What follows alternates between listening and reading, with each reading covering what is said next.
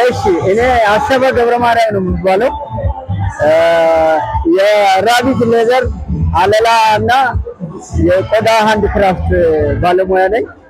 ያው የምታያቸውን ሰርቻለሁ። እነዚህን ትራቭሊንግ ቦርሳዎች፣ ኮፍያዎች እና ዋሌቶች የወንድ የሴት እሰራለሁ። ያው ሌዘር ማንኛውንም ነገር እሰራለሁ። በሌዘር ላይ ያለውን ነገር እንደ ቀበቶን ሳሰለውን እና በተለይ አሁን ደግሞ ኮፍያው በደንብ ብራንድ አድርጌ የሰራው ነው። ይሄ እንደምታዩት ትራቭሊንግ ባግ ነው፣ ያምራል በጣም። ሌሎችም የቆዳ ስራዎችን እሰራለሁ ነው። ይሄን ሀሳብ ያመጣሁት እናቶቻችን አለላ ስለሚሰሩ ይሄ ጥበብ አደባባይ መውጣት አለበት የሚል ሀሳብ አምጥቼ ነው። ሌላው ደግሞ ዲያስፖራው ሀገሩ መጥቶ ሲመለስ የእናቶቹን ነገሮች እንዳይረሳም ሀገሩን በዛው እንዲያስታውስ ይሄንን ሀሳብ አምጥቼ ነው። የእናቶቹን ምክንያቱም የእናት ነገር ቅርብ ስለሆነ ከሳሎን ይልቅ አደባባይ ይወጣ የሚል አይዲያ ወስጄ ነው። ሁለተኛው ለዲያስፖራ ነው። ዲያስፖራ ለምሳሌ ስጦታ ቢሰጠው ራሱ ገዝቶ ይዞ ቢሄድ ይሄ ትራቭሊንግ ባግ የሚያኮራ ሴት ስለሆነ እናቶቻችን ይሄን ከለር ማንም ሰዓሊም የሚስለው አይደለም፣ በጣም የሚገርም ነው እና ይሄ ከለሩ አትራክቲቭ ነው። ለሌሎችም ደግሞ በጣም የሚያስደንቅ ስለሆነ ይሄን ሀሳብ አድርጌ ነው። ሌላው ደግሞ እንከሬጅ ለማድረግ ነው።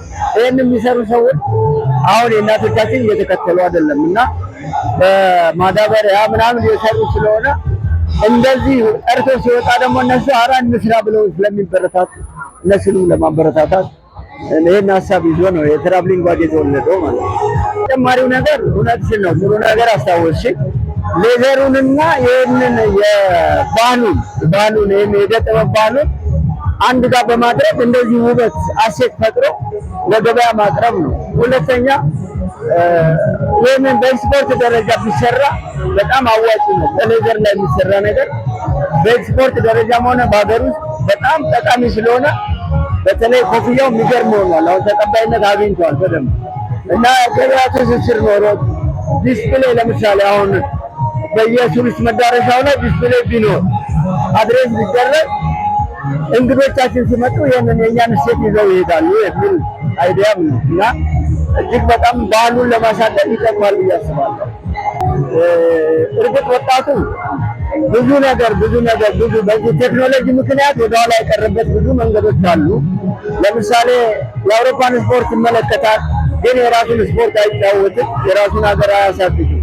ስለዚህ ማንኛውንም ሀገር ውስጥ ያሉትን ነገሮች ትኩረት ሰጥቶ እንደዚህ አይነቶችን ተሻጋሪ ጥበቦችን ማሻገርና ሻሽሎ መስራት የዓለም አቀፍ ገበያ ላይ በቴክኖሎጂ በዲጂታል ይሄንን መስራት ያስፈልጋል እና ወጣቱ ቢሰራም ቢሸጥም ይሄ አዋጭ ስለሆነ ወጣቱ ከሚቀመጥ ይሄን ቢሰራ ያበረታታል። በኔ እድሜ ይሄን እየሰራ እነሱ ጉልበት አቅም እያላቸው ቴክኖሎጂ እውቀት እያለ ይሄን አለመስራት ስንፍና ነው፣ ድካም ነው። ስለዚህ ከኔ ብዙ መማር ይችላሉ ብዬ አስባለሁ። እውነት ነው። ምክንያቱም ሀሳቡን አፕላይ ካደረግነው ገንዘቡ በኋላ ነው የሚመጣው። ከሰራሹ በኋላ ገንዘብ ይመጣል። አሁን ይሄ ነገር አሁን ለምሳሌ ቆዳ ፋብሪካዎች እና የምንገባው ያለቀለት ቆዳ ነው። ሁሉም ተቀናይቶ ይህንን ሀሳብ እየደገፈ ወደ እሴት የተጨመረበትን ነገር ሊገፋፋ። ለምሳሌ ኳስ እሰራለሁ ነው፣ ግን ማቴሪያሉ ስላልቀረበ ለዛ የተመቻቸ ነገር ስለሌለ ነው እንጂ አሁን ኳሱን እሰራለሁ፣ ሰርቻለሁ። ምክንያቱም እዛ ስልጠና ሲሰጥ ኢንስቲትዩቱ እኔ በልዩ ትኩረት ስከታተል የነበረ ስለሆነ ነው አሁን ኳሱን የሰራሁት እንጂ ዝም ብሎ የመጣ ነገር አይደለም። ስለዚህ አሁን እኔ ለኮሪያዎቹም አሁን ቃኘው የሚል እንትን አለ 3 ቀን ስልጠና ሰጥቻቸው እያመረቱ ነው። ለምንድን ነው ቆዳ እያላቸው የሰው ኃይል እያለ ለምንድን ነው ማመርቱት ብሎ እኔም የራሴን እርዳታ ሰጥቼ አሁን እያመረቱ ይገኛሉ እና ማየትም ይቻላል። ለወጣቱ ብዙ የስራ ዘርፍ አለው እዚህ ውስጥ። እዚህ ቆዳ ውስጥ አንደኛ ዓለም አቀፍ ተቀባይነት እንዲኖረው ውበት አድርጎ መስራት፣ በሚፈለገው መጠን ማምረት ይቻላል እና ገበያ ማፈላለግ፣ ገበያው ደግሞ በራቸው መክፈት አለባቸው። የመንግስት ተቋማት፣ የቱሪስት መዳረሻ ለምሳሌ እንደ ቀበቶ እንደ ዋል ብዙ ነገር ነው የሚሰራው እና ለዛ ገበያ የተመቻቸ ቦታ ቢሰጥ፣ ዲስፕሌይ ቢኖረን፣ አድሬስ ቢደረግ የበለጠ ማስታወቅ ይቻላል። የሀገር ውስጥንም ገጽታ ይለውጣል። አመሰግናለሁ። ክፍለ ከተማዎች እውነት ነው።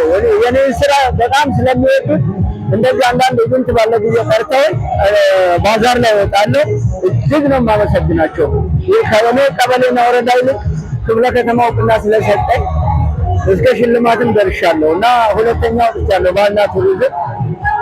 በዚህ ብቻ አይደለም በስነ ጽሁፍ ሁለተኛ ወጥቻለሁ። አንደኛ ወጣሁ እንጂ እና ድጋፋቸው በጣም ነው። እነሱ ክፍለ ከተማው በደንብ ያውቁኛል። እንደውም እኔ ቦታ እንዲኖረኝ እንዳገ ብዙ ደክመው ነበር፣ ግን አልሆነም። አንደኛ በእድሜ መገለልም ያለ መሰለኝ ሳስበው፣ በእድሜ መገለል ግን መሆን የለበትም። አንድ ሰው እድሜው እስከፈቀደ ድረስ ችሎታው እስካለው ድረስ ለሌላው እውቀቱን እንዲያስተላልፍ በር መክፈት እንጂ በር መዝጋት አልነበረበትም። እና ቲም ነምበር አውጥቼ ኢንቫይት ካደረጉ በኋላ ነው የዘጉ እና ይሄ ቅር ያሰኘኛል። ግን ሙያውን እኔ አልዘጉትም፣ አሳድገዋለሁ። በቃ በጣም ነው የማመሰግነው። እኔም አመሰግናለሁ፣ በእውነት በጣም አመሰግናለሁ። እሺ በምስር አይን አየሽኝ እኮ አንቺ።